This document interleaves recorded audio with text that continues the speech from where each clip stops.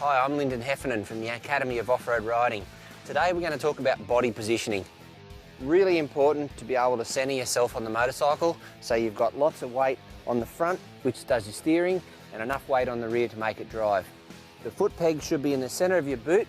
That way you've got nice support for your whole body and you keep that centre of gravity nice and low. You can also reach the rear brake and the gear stick if your foot's positioned correctly on the foot peg.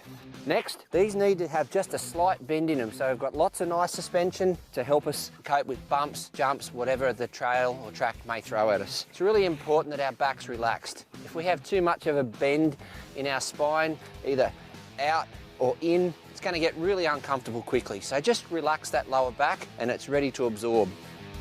Really important again, like the knees, that our elbows have a slight bend and they're out. That way we can absorb really well with anything that comes at us through the front wheel and front suspension.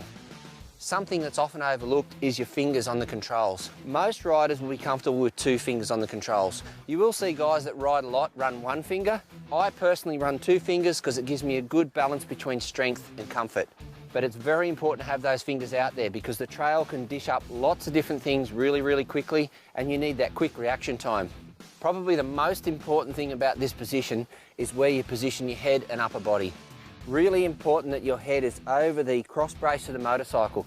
That way, if we look down through the middle of the motorcycle, which is just here, all of my upper body is on the front half of the bike and all of my lower body is on the back half of the bike.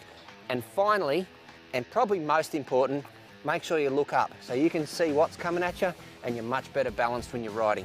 The seated position, whilst you might think it saves energy, it transfers everything that your bike, your wheels and suspension hits through to your body. And it also makes the centre of gravity of the motorcycle higher. When we stand on the motorcycle, it does a number of things for us. First, it puts most of the weight through the foot pegs. It allows us to get nice and forward on the motorcycle. It allows us to move around on the bike a lot more, both front to back and from side to side. But probably the main advantage is for rough stuff. It allows us to absorb and use our suspension in our body, which is probably going to always be better than the bike suspension anyway. The other thing we need to consider is when we accelerate and brake, that's going to have an effect on moving our body weight around. So when we go to do hard acceleration, if we can just get ourselves a little bit forward, kind of a similar position to we use when we're attacking hills, and if we're braking, we can move our body weight back, which assists with braking and control. And that's a similar position that we'll get ourselves in to go down hills. There is a lot of corners that can be done in this central standing position out on the trail. You probably watch motocross videos and you'll see all the guys sitting down in this attack position around the corners. Now that is going to put a lot more weight on that front wheel and make it stick. The legs out there just in case you need it. And that's a good cornering position if you're really attacking the track. Most of your cornering, as I said, can be done in this position here with good throttle control through pushing on the foot pegs and just keeping a bit of weight on that front wheel. So it really depends on what style of corner it is.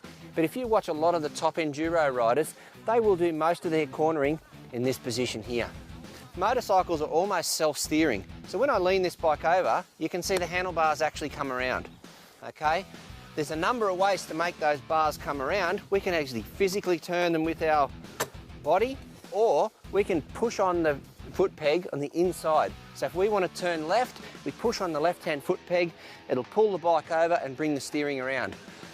Conversely, if we want to upright the bike or steer right, we then wait on the other peg to get the bike to change direction. Once that bike's leaned over, we do need to be careful that we don't lean in too far and make the bike slide out.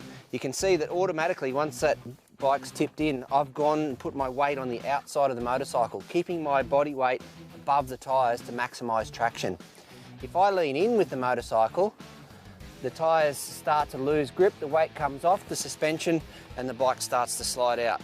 So it's really important that you understand the difference. You've got to initiate the cornering by pushing on the inside foot peg and then we counterweight to get traction by putting our body weight on the outside of the motorcycle.